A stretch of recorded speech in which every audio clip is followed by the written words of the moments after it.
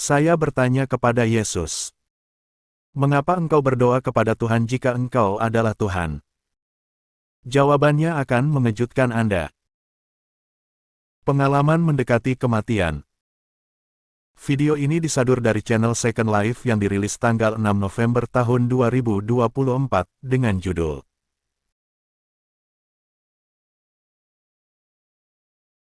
Selamat mendengarkan. Saya tidak pernah menyangka cerita saya akan menjadi sesuatu yang benar-benar ingin didengar orang. Maksud saya hanyalah seorang anak SMA, dan spiritualitas selalu tampak seperti sesuatu yang jauh di luar jangkauan saya. Namun pada suatu pagi di musim gugur, sesuatu berubah dalam diri saya selamanya. Sekarang, melihat ke belakang, saya tidak dapat menghilangkan perasaan bahwa mungkin ini memang seharusnya terjadi seperti ini. Entah bagaimana, saya diberi pengalaman ini karena suatu alasan. Semuanya berawal pada suatu pagi di bulan Oktober yang dingin. Ketika saya keluar untuk lari seperti biasa di hari Sabtu, semuanya berjalan seperti biasa. Udara dingin menyegarkan, dedaunan terasa seperti selimut renyah di bawah kaki, dan dengungan tenang dunia seakan menyatu dengan pikiran saya sendiri. Namun ketika saya mendorong diri saya sendiri sejauh sekitar 1 mil, sesuatu terjadi yang tidak pernah dapat saya persiapkan sebelumnya. Rasa sakit yang tiba-tiba dan hebat mencengkeram dada saya. Rasa sakit itu begitu tajam hingga saya tersandung, napas saya tercekat di tenggorokan. Saya mencoba menepisnya untuk terus berjalan, tetapi dengan setiap langkah, rasa sakit itu semakin parah hingga saya hampir tidak dapat bernapas. Hal terakhir yang kuingat adalah aku pingsan di jalan setapak, mendengar suara memanggil bahwa bantuan sedang dalam perjalanan. Kemudian semuanya menjadi gelap. Saat aku membuka mataku, aku sudah tidak berada di jalan setapak lagi. Aku melayang, menatap diriku sendiri yang tergeletak di tanah, wajahku pucat dan diam. Para medis berkumpul di sekitarku, bekerja dengan panik. Namun anehnya, aku tidak takut atau bahkan kesal. Rasanya seperti aku hanya menonton sesuatu yang tidak melibatkanku sama sekali, seolah-olah aku adalah pengamat dalam hidupku sendiri. Sebelum aku dapat memproses apa yang terjadi, aku merasakan diriku ditarik ke atas, melalui terowongan cahaya yang tampaknya memancarkan kehangatan dan kenyamanan. Rasanya seperti aku dituntun dengan lembut, ditarik oleh sesuatu yang tidak dapat kulihat tetapi ku percaya sepenuhnya. Ketika aku mencapai ujung terowongan, aku mendapati diriku di tempat yang begitu indah hingga hampir mustahil untuk dijelaskan. Bayangkan pemandangan paling menakjubkan yang dapat kau bayangkan, lalu kalikan dengan 100. Warna-warnanya lebih hidup daripada apapun yang pernah kulihat. Warna-warna itu tampak berdenyut dengan kehidupan. Aku berdiri di sebuah bukit yang menghadap ke padang bunga liar yang berkilauan seolah-olah setiap tangkainya terbuat dari batu permata. Udara itu sendiri terasa elektrik, hidup dengan energi yang dapat kurasakan mengalir melalui diriku. Mengisi diriku dengan sesuatu yang belum pernah kukenal sebelumnya. Di kejauhan, aku bisa melihat gunung-gunung yang tertutup salju menjulang megah, puncak-puncaknya bersinar di bawah langit keemasan yang tampak berkilauan dengan cahaya. Saat aku menikmati keindahan di sekitarku, aku merasakan sesuatu mendekat. Tidak, seseorang. Sosok-sosok ini mulai muncul, bersinar lembut dengan kehangatan yang memenuhi ruang di sekitar mereka. Mereka tidak memiliki wajah, tetapi entah bagaimana aku tahu siapa mereka. Saya dapat merasakannya jauh di dalam diri saya. Mereka adalah anggota keluarga dan saudara perempuan saya yang belum pernah saya temui dalam hidup, tetapi langsung terasa terhubung dengan saya. Mereka tidak berbicara, tetapi kehadiran mereka memberitahu saya semua yang perlu saya ketahui. Mereka bangga pada saya, dan mereka ingin saya tahu bahwa saya dicintai. Rasanya seperti dipeluk dalam pelukan yang paling menenangkan, yang menyentuh inti diri saya, dan kemudian sosok lain muncul, yang cahayanya tampak bersinar lebih terang daripada yang lainnya. Kehadirannya luar biasa, tetapi terasa begitu lembut dan mengundang. Saya tahu tanpa ragu bahwa ini adalah Yesus. Cinta yang terpancar darinya tidak seperti apapun yang pernah saya rasakan. Itu adalah cinta yang begitu murni, begitu lengkap, sehingga tidak menyisakan ruang untuk rasa takut atau khawatir. Dia menatap saya dan seolah-olah dia dapat melihat langsung ke dalam hati saya, memahami setiap bagian diri saya lebih baik daripada saya memahami diri saya sendiri. Tanpa sepatah kata pun, Yesus mulai menunjukkan hidup saya.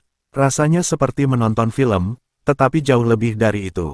Setiap adegan yang ia tunjukkan kepada saya terasa hidup, dan entah bagaimana saya dapat merasakan apa yang dirasakan setiap orang dalam setiap adegan. Saya melihat diri saya sebagai seorang anak, belajar untuk berbagi dan peduli terhadap orang lain. Saya melihat saat-saat ketika saya mengulurkan tangan kepada teman-teman yang sedang berjuang, menawarkan mereka telinga yang mau mendengarkan atau kata-kata penyemangat. Dan di setiap momen tersebut, saya merasakan efek riak yang luar biasa ini. Seperti setiap tindakan kebaikan kecil yang telah saya lakukan, telah menyebar dan menyentuh orang-orang jauh melampaui apa yang dapat saya lihat. Namun, bukan hanya momen-momen baik yang ia tunjukkan kepada saya. Ada juga adegan-adegan lainnya. Saat-saat ketika saya bertindak karena frustrasi atau ketakutan atau keegoisan. Saya bisa merasakan sakit yang saya rasakan karena kata-kata atau tindakan saya terhadap orang lain, rasa sakit yang tidak pernah saya sadari telah saya timbulkan. Namun, di tengah semua itu, Yesus tidak menghakimi saya. Dia ada di sana, di samping saya, menunjukkan momen-momen ini kepada saya dengan belas kasih yang memenuhi setiap bagian diri saya. Dalam satu adegan, saya melihat diri saya berjalan di lorong sekolah yang ramai. Saya fokus untuk pergi ke kelas, hampir tidak memperhatikan siapapun di sekitar saya. Namun kemudian, saya melihatnya, seorang gadis yang tampak tersesat, hampir menangis. Dia baru saja mencoba menemukan jalannya, dan untuk sesaat saya berpikir untuk berhenti dan membantunya. Namun, saya tidak melakukannya. Saya terus berjalan, terbungkus dalam dunia saya sendiri. Sekarang, saat saya menghidupkan kembali momen itu, saya merasakan kesepiannya, perasaannya yang sama sekali tidak pada tempatnya. Itu sangat menyentuh saya, betapa sebuah kata sederhana atau gerakan kebaikan kecil dapat membuat perbedaan baginya saat itu.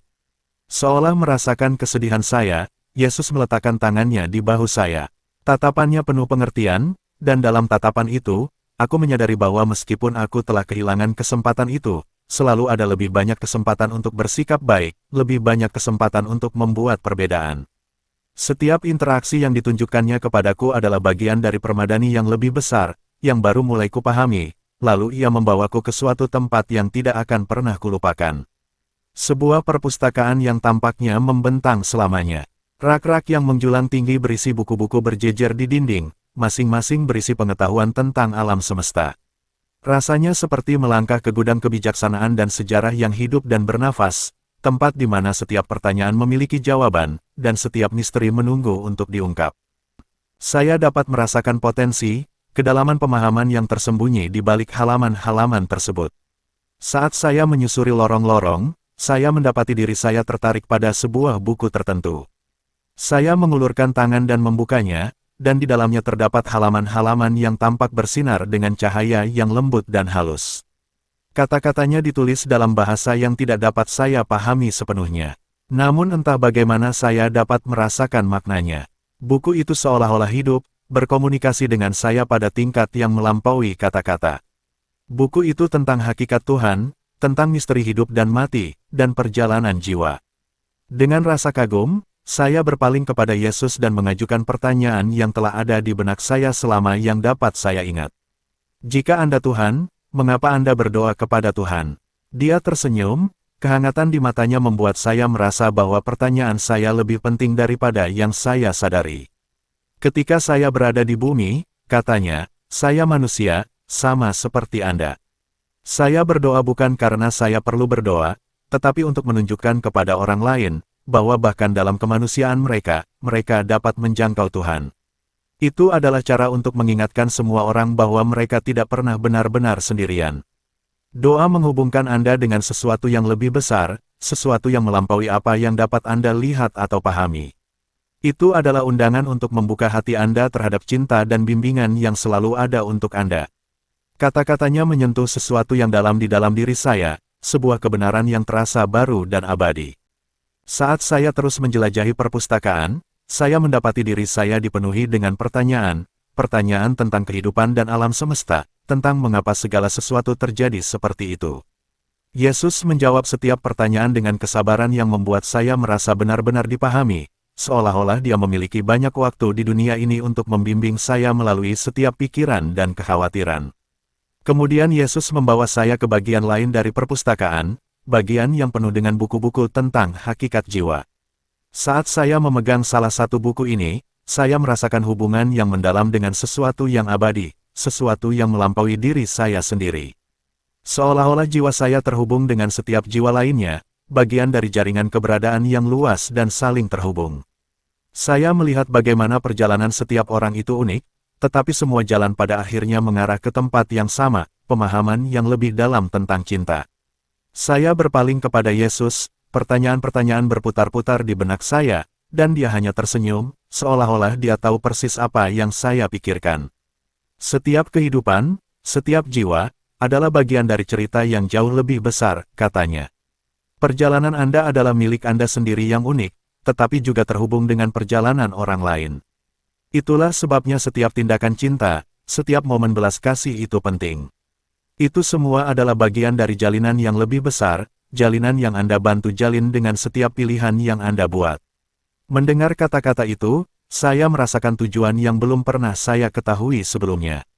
Hidup bukan hanya tentang menjalani rutinitas, mencoba untuk sukses atau membuat nama untuk diri sendiri. Hidup adalah tentang sesuatu yang jauh lebih dalam, tentang berkontribusi pada jalinan yang lebih besar ini, tentang membiarkan cinta membimbing tindakan saya dan membentuk hubungan saya. Dan kemudian, saat kami berjalan melalui bagian lain dari perpustakaan, saya menemukan buku-buku yang penuh dengan cerita orang-orang yang belum pernah saya temui. Seolah-olah saya diperlihatkan sekilas kehidupan yang suatu hari akan berpapasan dengan saya. Setiap orang memiliki cerita yang unik, perjuangan dan kemenangan, mimpi dan ketakutan. Saya melihat bagaimana tindakan saya dapat memengaruhi orang-orang ini, bagaimana kata atau gerakan sederhana dapat menyebar, memengaruhi kehidupan dengan cara yang tidak akan pernah saya lihat atau pahami sepenuhnya. Itu adalah pengingat yang merendahkan hati bahwa kita semua terhubung, setiap kehidupan menyentuh banyak orang lain.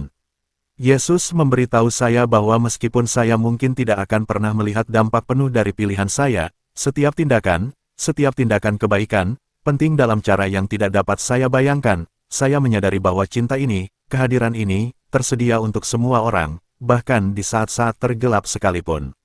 Yesus menjelaskan bahwa setiap orang memiliki cahaya batin, bagian dari keilahian yang tidak akan pernah bisa diambil. Itu adalah pengingat yang menenangkan bahwa apapun yang saya hadapi, saya akan selalu memiliki hubungan ini, kekuatan ini di dalam diri saya. Akhirnya, saat saya berdiri di sana, menyerap semua yang telah saya lihat dan pelajari, Yesus menatap saya dengan ekspresi lembut. "Kau harus kembali sekarang," katanya lembut. Hatiku mencelos memikirkan hal itu. Aku tidak ingin meninggalkan tempat ini, perasaan damai dan cinta yang utuh ini, tetapi ia menunjukkan kepadaku gambar-gambar orang yang akan menjadi bagian dari hidupku, teman-teman, keluarga, bahkan orang asing yang mungkin membutuhkan senyuman, kata-kata yang baik. Seseorang untuk mengingatkan mereka bahwa mereka berarti. Dengan tatapan lembut, ia berkata, "Bagikan apa yang telah kau lihat. Tunjukkan kepada orang lain cinta yang selalu ada dalam diri mereka. Setiap orang yang kau temui adalah kesempatan untuk membuat dunia sedikit lebih cerah." Saat aku merasa diriku ditarik kembali, aku dipenuhi dengan rasa tujuan yang jauh melampaui apapun yang pernah ku ketahui sebelumnya.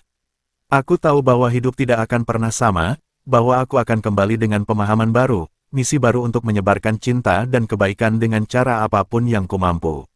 Dan saat aku membuka mataku kembali ke bumi, aku tahu bahwa pengalaman ini akan tinggal bersamaku selamanya.